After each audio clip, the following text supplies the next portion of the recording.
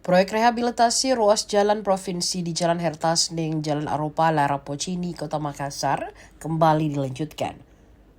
Tahapan proyek memasuki fase pengerukan aspal jalan, pembongkaran paving block, dan perataan kontur badan jalan sepanjang 1,8 km.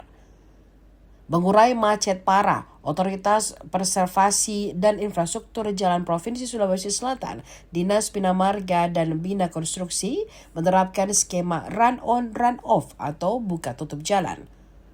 Sementara untuk jaga kualitas udara dan kenyamanan warga dan pengguna jalan, konsultan proyek jalan 1,8 km ini rutin menyiram badan dan bahu jalan.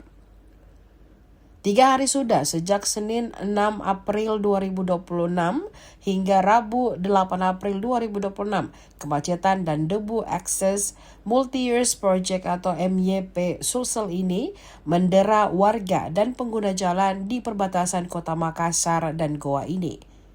Dari pantauan Tribun, akses kemacetan panjang terasa di pagi hari, mulai pukul 6.30 waktu Indonesia Tengah hingga 9.30 waktu Indonesia Tengah dan sore hari.